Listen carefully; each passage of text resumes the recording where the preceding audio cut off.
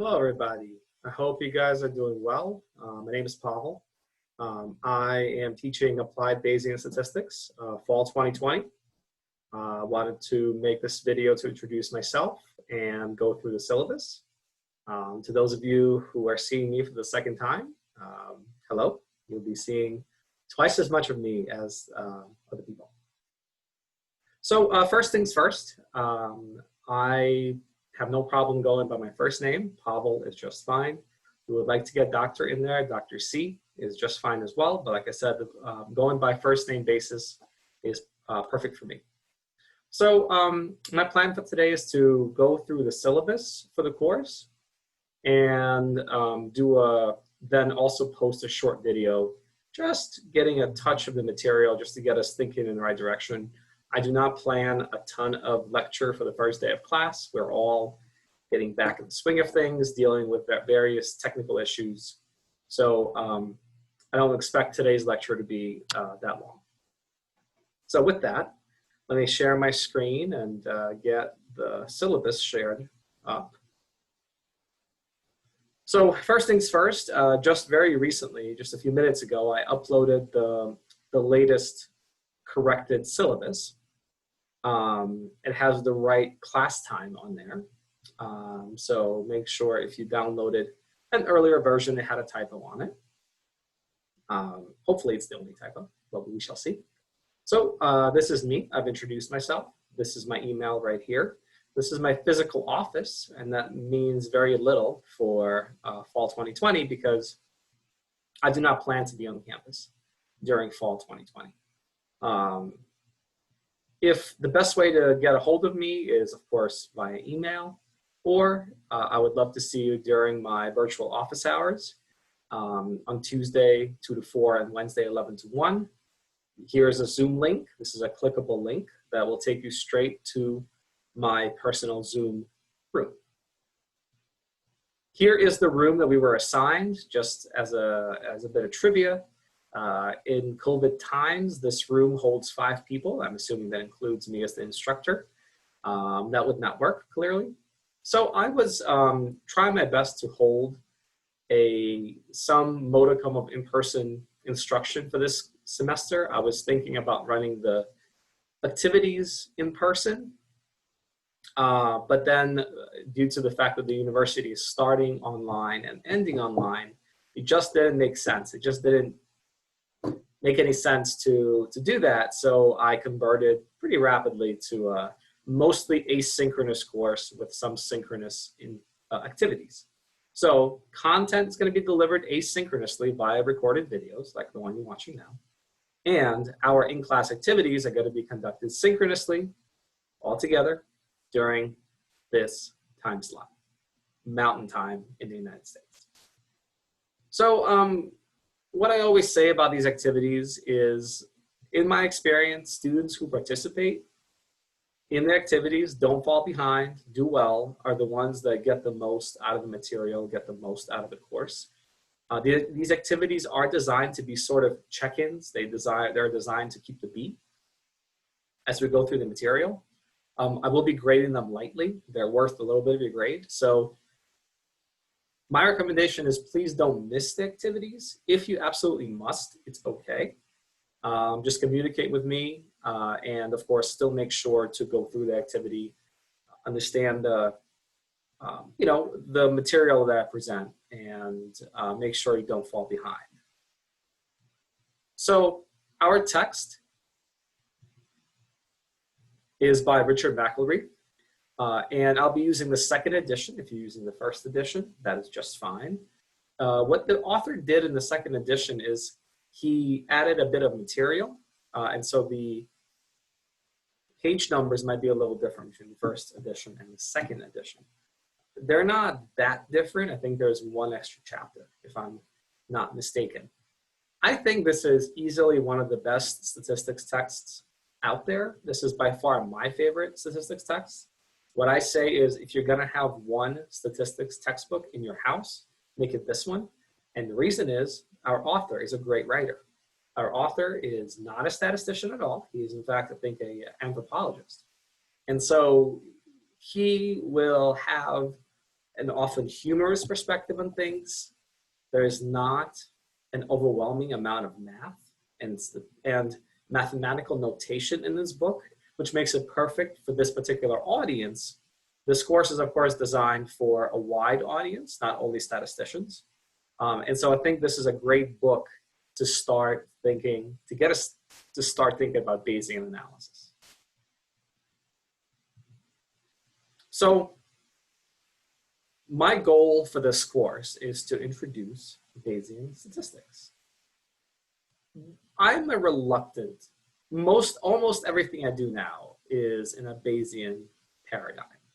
I switched to not having a single Bayesian course when I was in graduate school or undergraduate school to now publishing in Bayesian statistics and also using Bayesian statistics for literally all of my analyses. So I wouldn't describe myself as a Bayesian per se, but I definitely am more of a reluctant Bayesian, where I was initially quite distrustful of the entire discipline, and I slowly came to like it and understand what it's all about. So when I present this material, first of all, I want to try and tie it to statistics as it has been presented to you before you met me. And if you've had a Bayesian course, that's great, but I'm assuming that you've had no Bayesian experience whatsoever. So I will start pretty much from square one. And I really want to point out, periodically I will point out where Bayesian statistics is particularly powerful. And I really want to be careful because I don't want to convert anybody. I'm not here to convince you to become a Bayesian. I'm here to present a different way of doing analyses. And as you'll see very quickly, it's not that different.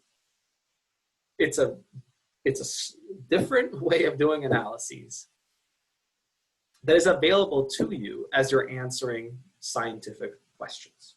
That way, if you're doing your research and you're reading an article and they're using Bayesian statistics, you'll be able to understand what they did and then evaluate if you want to go down that road or you want to stick to good old frequentist statistics. And we'll define what all these terms mean, of course. In my experience, Bayesian statistics are becoming more and more popular. I even hear them on podcasts, people recommending that everyone should learn Bayesian statistics, which is always a funny thing, that everyone should learn this specialized statistical skill. That's an interesting statement to make. But I think this is a good time to get into Bayesian statistics because whether or not it's good, it is becoming more and more ubiquitous, both apparently in pop culture and in scientific literature as well. So you guys can read by yourselves what all the course entails. It's an introduction to Bayesian analysis. We'll be using R in our studio. There will be a few opportunities to delve into a few programming languages that were specifically designed for Bayesian analysis. We might have time, and I emphasize might have time to delve into JAGS and STAN. You may have heard of both or one of these. JAGS is by far probably the most popular. STAN is an up-and-comer. We'll see if we have time. If not, that's not a big deal. We'll do plenty of our work in R in our studio. Just to repeat that the videos for this course will be posted on our YouTube channel, and this is the link to the YouTube channel. If you click this link, you will be taken to this YouTube channel, and up here in the videos, I will post all the videos, including where I think you hopefully found this one. I will also post a link to all the videos in our modules when content becomes available. This is out on Wild Courses. I will have modules where I will post links to the videos in addition to any data files and R files that go along with the videos. This is where you can find the syllabus as well. So let's kind of go through the syllabus a little bit more. I'm trying out online participation. This is something to at least simulate a sense of community, simulate a sense of what a classroom would be if we were still in a classroom. It's received great reviews from faculty who used this last semester in the spring.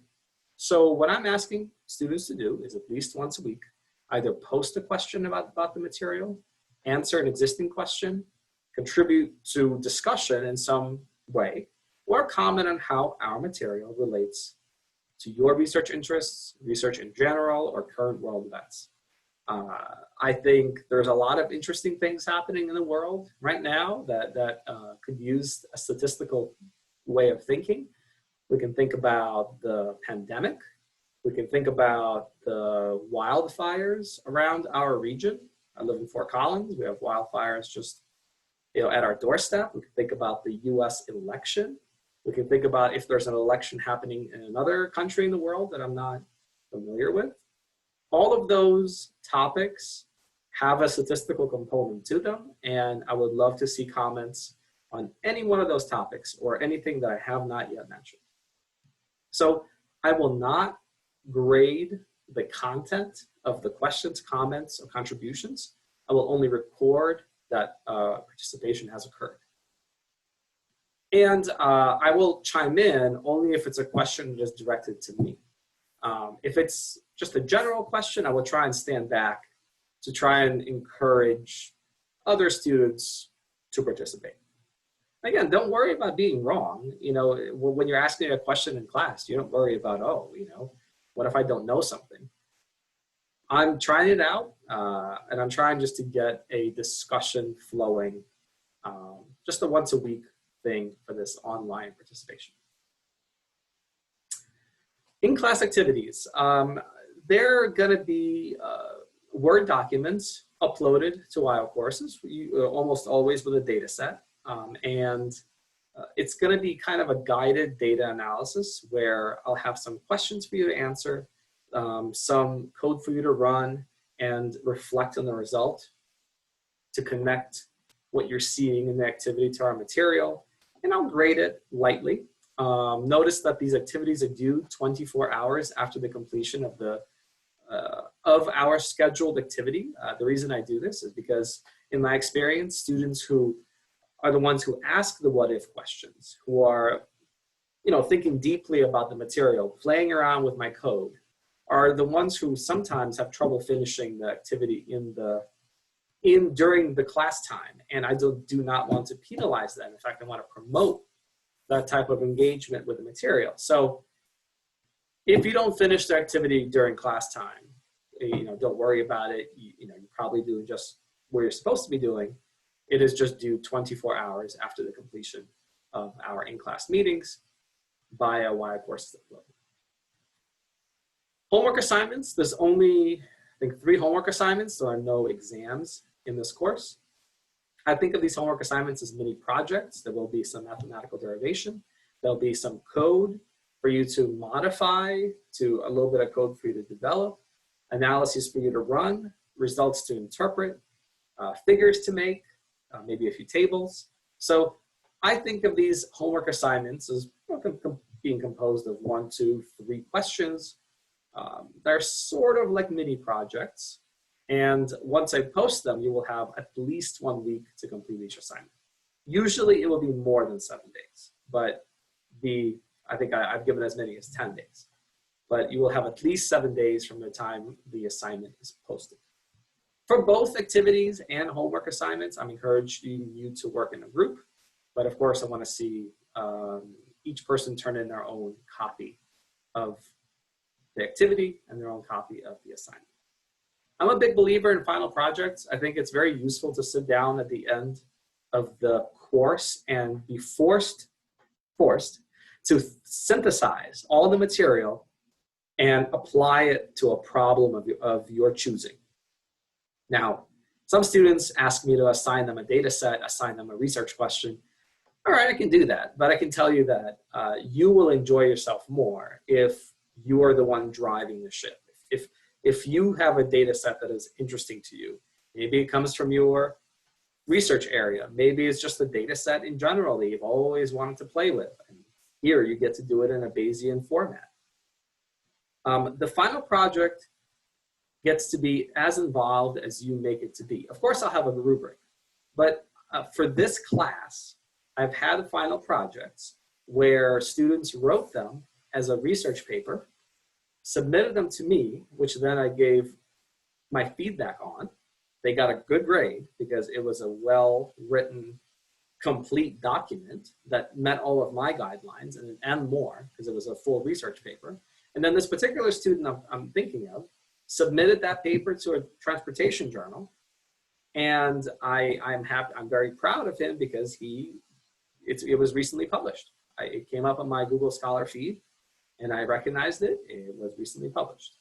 So you are more than encouraged to do that. However, you don't have to do that. If you want to treat this more like an academic final project, feel free. If you want to treat this as, I'm going to submit this as an abstract to a conference, I'm going to submit this as a publication in my field, feel free. As long as it meets the rubric that I will provide at a later date, I will make comments on whatever document you submit to me. So these final projects are due the last day of finals week, by the last day of finals week, which is December 11th. The final grades for this course will be due on December 17th. The grading scale, University of Wyoming does not do plus or minus grades. That means an A is, a 90% is guaranteed to give you an A, 80% is guaranteed to give you a B, so on and so forth. Does it mean this number never moves? No. Does it mean it moves by 5%? I've never moved an A cutoff by 5% ever in my life. 89 is okay, 88 might be okay, but I start to get itchy, as I say, when I start to move a little bit lower than that. Grade inflation is real, and I'm trying to battle that a little bit. Attendance policy, that's my attendance policy really when I teach in person. In our mostly asynchronous world, attendance is weird. Most of you guys are graduate students or advanced undergraduate students. I'm a strong believer in treating students as adults. As long as you guys are keeping up on the material, I'm not going to be tracking who's watching what, when, and where. As long as you are interacting with the material, participating online every week, doing the activities on time, doing your homeworks on time, I have no problem, if you have to not look at my course for a week because of field work or because of another course and then catch up in the following week. Now, you get to decide whether that's a realistic goal for yourself. But attendance is a weird thing for this kind of an online course. So if you think something is happening in your life that will affect your attendance, however you want to define it, just go ahead and send me an email, and we can have a conversation about it. We're thankfully in a small class, so I hope to get to know you a little bit, and so go ahead and reach out, and we can have that conversation. Really, that's the makeup and late assignment policy is a continuation of that. In an upper level class like this, there's often a lot of very good reasons why someone should be given more time to complete an assignment. Let alone COVID-related issues. If you're sick with COVID or sick with anything, school has to take a back seat. If I get sick with COVID, you will be notified, and teaching will have to take a back seat for a little while. So family emergencies and illness aside, oftentimes, hopefully, our graduate students are presenting at national, international, local conferences. Hopefully, you're getting job interviews and job talks. You might be forced to serve on jury duty. Hey, that's your civic responsibility. You might be compelled to the military service. Thank you for your service. All of those constitute very good reasons why you should contact me if you're struggling to meet a deadline in my class. There are some reasons that are not great reasons for why you should be contacting me for an extended deadline in my class. So you've been in school long enough. I trust that you know what's going on, and that you'll be contacting me only if you fall in one of these very good reasons category. I'll just stop it there. Academic dishonesty, I trust that you all understand what academic dishonesty is. Please don't do it. It will upset me. School has become my life. Been in school for so long, I've become school, and so please don't do academic dishonesty. I will take it seriously. You can read up on various COVID-19 policies, on various Zoom behaviors and classroom behavior policies. I'm not going to bore you with those details. If you have a question, I'd be more than happy to have a conversation with you about any one of these. Some important statements of disability, diversity, and my duty to report. And some statistics quotes for light perusal. I've had these in my syllabi since I started teaching almost 10 years ago, which is a crazy thing to say. Here is our approximate course schedule. I think the key word here is approximate. I have taught this course. This is going to be the third time I teach this course, but this is only the first time I teach it remotely. The first time I teach it online. I don't have a ton of online teaching experience. That is not my preferred method of teaching. I will do the best I can, as I'm sure you will too. If this is the best I could do in August, you will notice that our activities are marked. Our first activity is on Tuesday, September 8th. As an example, our second activity is on Tuesday, September 22nd. You will notice that there's a few buffer days built in. So I just say, if this material here is taking longer, I might just push the activity back to this buffer day. If we're on time, by the way, if we're just doing great and this activity happens on Thursday, October 8th, then buffer days become days off because we're doing such a great job. I have no problem with that at all. So there's a few buffer days built into the syllabus, and here's a reminder of when finals week is happening, when the final projects are due, and when the final grades are due. Here is where the kind of the appropriate reading is. I tend to not follow exactly the book. What I try to do is to be right next to the book. I try to present an example that is similar to the book example, but is similar but different. That is different enough from the book example that gives you another look at the material. That way, if you look at my lecture and you read the book, you're actually getting more than just reading the book and then I'm doing the same example as what was in the book. Sometimes I'll go through the book example and then also give another example. So if you're trying to follow along, here is the reading. You will notice that it does not go necessarily in order, right? We go 1, 2, 3, 4, and then we go to 9. That has to do with how our author presents Markov chain Monte Carlo, and I will talk about my thoughts on that when we get there. Okay, I think this is about all that I wanted to say about the introduction to the course. I will invite all of you to my office hours, either on Tuesday from 2 to 4, or on Wednesday from 11 to 1. Stop by to introduce yourself, just say hi, or don't. It's totally optional, but I would love to see you and have just a chat. If you have a question about anything I talked about, drop me an email, stop by my office hours. Very happy to see you. With that, I will stop sharing my screen and stop the recording, and I will see you for a short foray into Bayesian world in just a second.